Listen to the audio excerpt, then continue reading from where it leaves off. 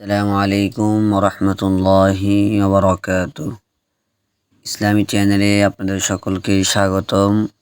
ইন্নাল হামদুলিল্লাহি ওয়াহদা ওয়াসসালাতু ওয়াসসালামু আলা মান লা নাবিয়্যা বা'দা আম্মা বা'দ। আলহামদুলিল্লাহ, আজকের আলোচ্য বিষয় হচ্ছে ইতিহাসের আলোকে বিশ্বনবী সাল্লাল্লাহু আলাইহি সাল্লামের জন্ম ও মৃত্যু তারিখ সম্পর্কে আলোচনা করব ইনশাআল্লাহ। মহান আল্লাহ পথহারা মানবকুলের পথের দিশা দেওয়ার জন্য যুগে যুগে অসংখ্য নবী রাসূল প্রেরণ করেছেন। তারই ধারাবাহিকতায় প্রেরণ করেন সর্বশেষ নবী হযরত মুহাম্মদ সাল্লাল্লাহু আলাইহি ওয়াসাল্লাম। তো আল্লাহ পাক রব্বুল আলামিন জিনার মর্যাদাকে সকলের ঊর্ধ্বে রেখেছেন। তিনি এসে আল্লাহর দীক্ষা আর কোরআনী শিক্ষার আলোয় আলোকিত করেছেন গোটা বিশ্বকে। মুসলমানদের মধ্যে, বিশেষত ভারতীয় উপমহাদেশে অবস্থানরত মুসলমানদের মধ্যে মহানবী সাল্লাল্লাহু আলাইহি ওয়াসাল্লাম এর জন্মের দিনটির ভাব গাম্ভীর্য অনেক বেশি। তবে রাসূল সাল্লাল্লাহু আলাইহি ওয়াসাল্লামের ঠিক কোন তারিখে জন্মগ্রহণ করেছিলেন সেটা নিয়ে মতপার্থক্য আছে। মতপার্থক্য থাকলে প্রসিদ্ধ হলো মহানবী সাল্লাল্লাহু আলাইহি ওয়াসাল্লাম 12 রবিউল আউয়াল মাসে জন্মগ্রহণ করেছেন। মহানবী সাল্লাল্লাহু আলাইহি ওয়াসাল্লামের জীবনী লেখকদের মধ্যে ইবনে ইসহাক প্রথম সারির একজন। তিনি বলেন, মহানবী সাল্লাল্লাহু আলাইহি ওয়াসাল্লাম হস্তি বাহিনীর ঘটনার বছর তথা 12 রবিউল আউয়াল মাসে জন্মগ্রহণ করেছেন। সিরাত ইবনে হিশাম 1 নম্বর খণ্ড পৃষ্ঠা 158। প্রসিদ্ধ সিরাত বিষয়ক গ্রন্থ আর রাহিকুল মাখতুম এ এসেছে, সৈয়দুল মুরসালিন মক্কায় বনি হাশিমের ঘাঁটিতে সোমবার সকালে 9 রবিউল আউয়াল মাসে জন্মগ্রহণ করেছেন, যে বছর হাতির ঘটনা ঘটে। আর রাহিকুল মাখতুম 1 নম্বর খণ্ড পৃষ্ঠা 45। তাফসির মাআরিফুল কোরআন রাসূল সাল্লাল্লাহু আলাইহি সাল্লামের জন্মদিন বলা হয়েছে রবিউল আউয়াল মাসের 9 তারিখ সোমবার। এছাড়া প্রসিদ্ধ বর্ণনা হচ্ছে 12 তারিখ। তারিখে ইবনে কাসির গ্রন্থে এই তারিখে গ্রহণ করা হয়েছে। জ্যোতির্বিজ্ঞানীদের মতে সৌর হিসেবে তার জন্ম তারিখ 20 সেপ্টেম্বর। তিনি জন্মগ্রহণ করেন মক্কা নগরীর পাশের পাহাড়ের উপত্যকায় অবস্থিত বাড়িতে। কারো কারো মতে সাফা পর্বতের কাছে অবস্থিত বাড়িতে। ইবনে হিশাম সিরাতুন নবী সাল্লাল্লাহু আলাইহি সাল্লাম ইসলামিক ফাউন্ডেশন বাংলাদেশ। এছাড়া জন্ম তারিখ নিয়ে আরও অনেক মতানৈক্য পাওয়া যায়, যেমন ইবনে খালিদুনের মতে 12 রবিউল আউয়াল, সিরাতে সাইয়্যিদুল আম্বিয়া পৃষ্ঠা 117। অনেকের মতে 9 রবিউল আউয়াল মাস সোমবার রাসূল সাল্লাল্লাহু আলাইহি সাল্লামের জন্মদিন। অনেকেরই মতে 9 রবিউল আউয়াল সোমবার রাসূল সাল্লাল্লাহু আলাইহি সাল্লামের জন্মদিন। কাসাসুল কোরআন 4th খণ্ড পৃষ্ঠা নং 253। ইবনে কাসিরের মতে 18 রবিউল আউয়াল, আল বিদা ওয়ান নিহায়া 2য় খণ্ড পৃষ্ঠা 242। আবু মাশার নাজিহিদের মতে 2 রবিউল আউয়াল, তাবাকাত ইবনে সাদ 1ম খণ্ড পৃষ্ঠা নং 80। সুতরাং আমরা এই সিদ্ধান্তে উপনীত হতে পারি যে রাসূল সাল্লাল্লাহু আলাইহি সাল্লাম রবিউল আউয়াল মাসের সোমবারে জন্মগ্রহণ করেন। এই ব্যাপারে কোনো মতানৈক্য নেই এবং সেটি ছিল 8 থেকে 12 তারিখের মধ্যে। এই সোমবার 8 অথবা 9 কিংবা 12 এটুকুতেই হিসাবের পার্থক্য আছে মাত্র। ইসলামী বিশ্বকোষ ইসলামিক ফাউন্ডেশন বাংলাদেশ। তাছাড়া রাসূল সাল্লাল্লাহু আলাইহি সাল্লাম 11 হিজরি রবিউল আউয়াল মাসের 12 তারিখে ইন্তেকাল করেছেন মর্মে অসংখ্য উদ্ধৃতি আছে। রাসূল সাল্লাল্লাহু আলাইহি সাল্লামের জন্ম ও জীবন বৃত্তান্ত মানুষের জন্য প্রয়োজন। রাসূল সাল্লাল্লাহু আলাইহি সাল্লাম হলেন মানবজাতির জন্য সর্বশ্রেষ্ঠ আদর্শ। সূরা আহজাব আয়াত নং 21। তাই নবী প্রেমে উদ্যত হয়ে নবী সাল্লাল্লাহু আলাইহি ওয়াসাল্লামের আদর্শ জীবন পরিচালনা করার মধ্যেই আছে দুনিয়া ও আখিরাতের সফলতা।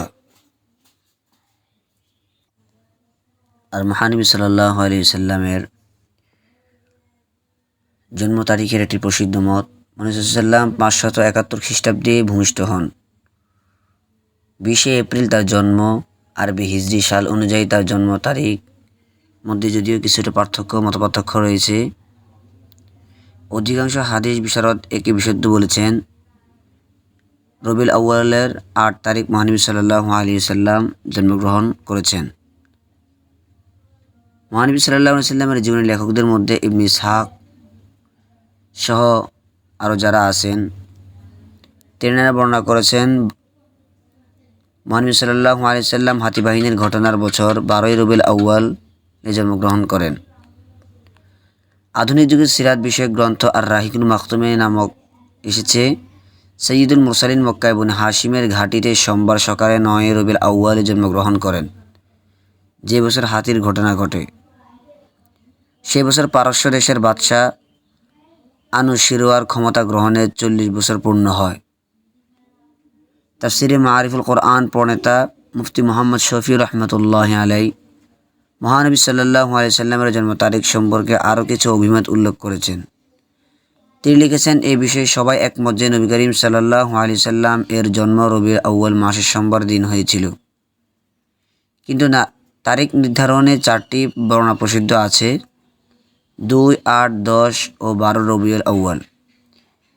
এর মধ্যে হাফিজ মোগলতাই রহমতুল্লাহ আলাই 2 তারিখের বর্ণনাকে গ্রহণ করে অন্য বর্ণনাগুলোকে দুর্বল বলে মন্তব্য করেছেন।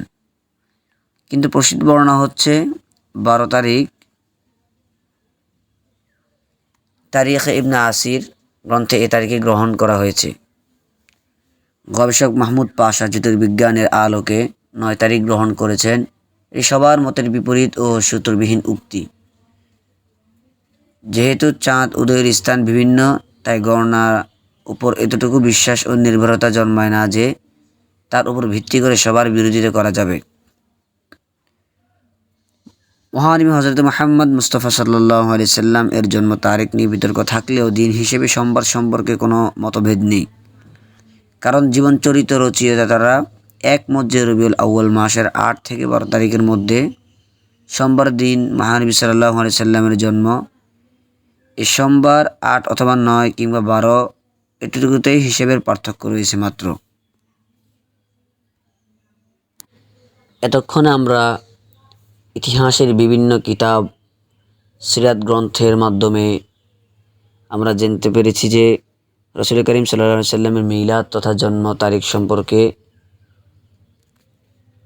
তো বিশেষ করে বর্তমান এই যুগে রাসূল করিম সাল্লাল্লাহু আলাইহি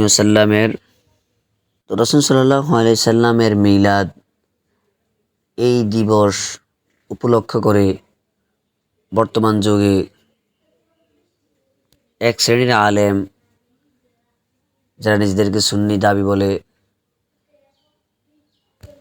তারা এই দিবসটিতে জশ্নে জুলুসের আয়োজন করে, 12 রবিউল আউয়াল মাসে জনসমাবেশ করে।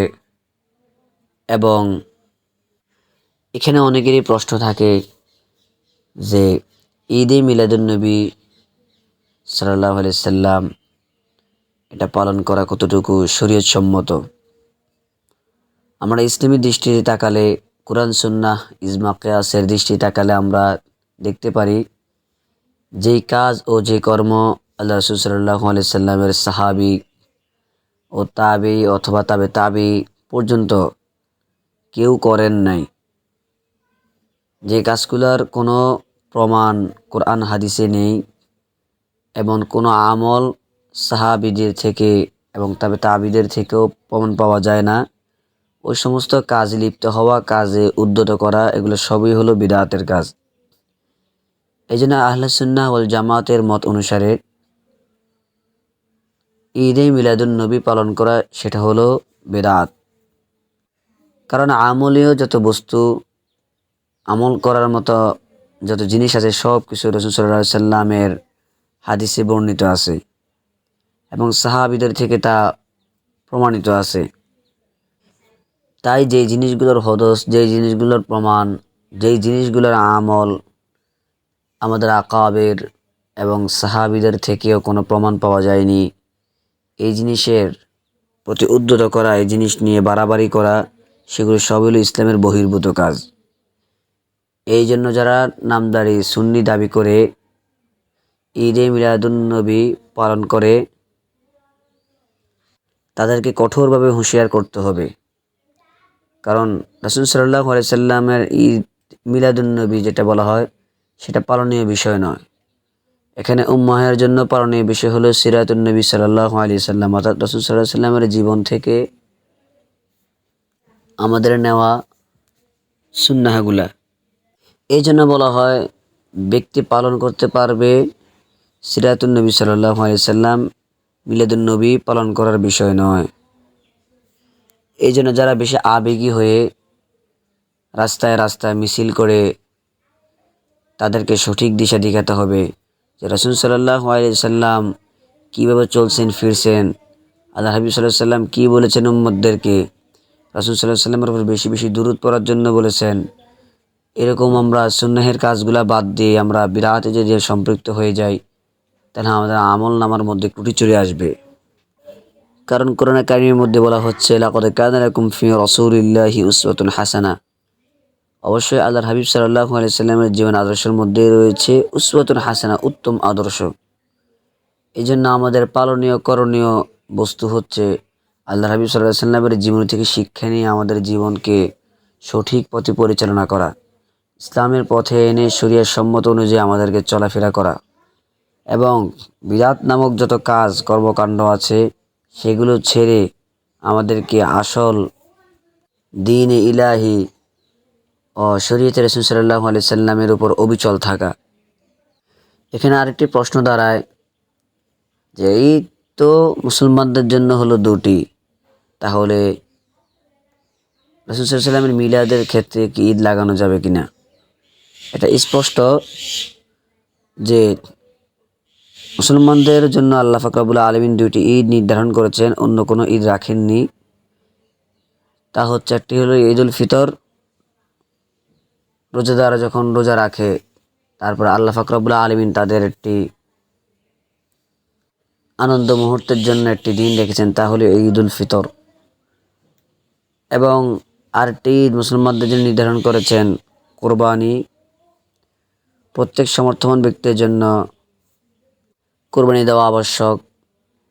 ওই দিনের ঈদকে বলা হয় ঈদুল আজহা। হাদিস এবং ইতিহাস খুঁজলে আমরা পাবো যে এই দুই ঈদ ব্যতীত আর কোনো ঈদ ইসলামের মধ্যে নেই। তাই এটা স্পষ্ট বক্তব্য যে আমরা দুই ঈদ ব্যতীত অন্য কোথাও ঈদকে লাগাবো না। যেমন বেদাতীরা তারা মিলাদুন নবী সাল্লাল্লাহু আলাইহি সাল্লাম উল্লেখ করতে গিয়ে এর শুরুতে ঈদ লাগিয়ে ফেলে, ঈদে মিলাদুন নবী বলে। এটা স্পষ্ট বিদআত।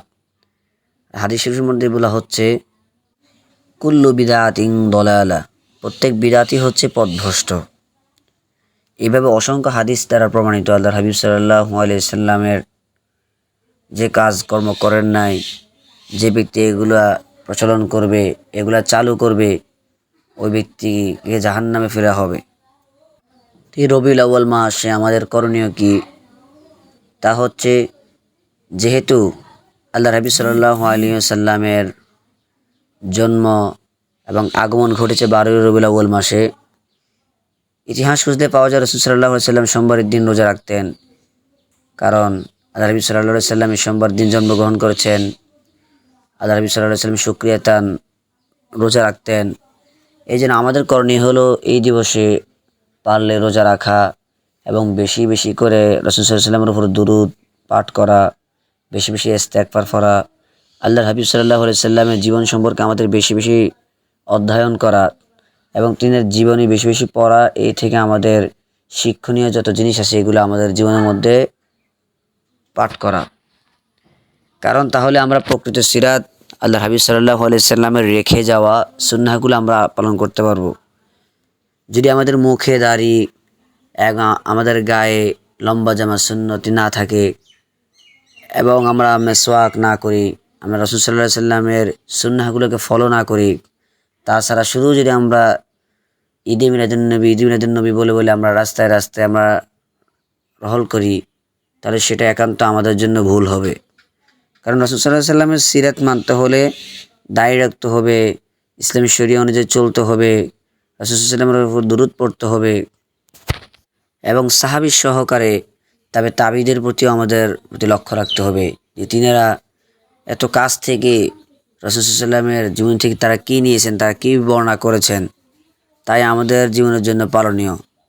যেহেতু হাদিসের মধ্যে বলা হয়েছে সুম্মাল্লাযীনা ইয়ালুনাহুম সুম্মাল্লাযীনা ইয়ালুনাহুম, যে সাহাবীদের পরে বলা হয়েছে এরপরে যুগ পরে যুগ পর্যন্ত তোমরা অনুসরণ করতে পারবা, কারণ এই 3 যুগের পরে যে যুগ আসবে সেটা হবে ভ্রান্তি বা ফাসাদের যুগ আসবে। সেটা অর্থাৎ তখন থেকে মিথ্যা অবিচার শুরু হয়ে যাবে, মানুষদের মধ্যে খারাপি শুরু হয়ে যাবে।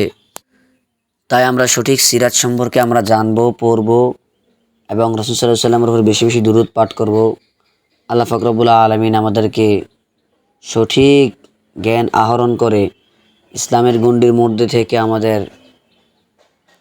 জীবনকে পরিচালনা করার মতো তৌফিক দান করুক। ওয়া আখিরু দাওয়ানা আনিল হামদুলিল্লাহি রাব্বিল আলামিন। আসসালামু আলাইকুম ওয়া রাহমাতুল্লাহি ওয়া বারাকাতুহু।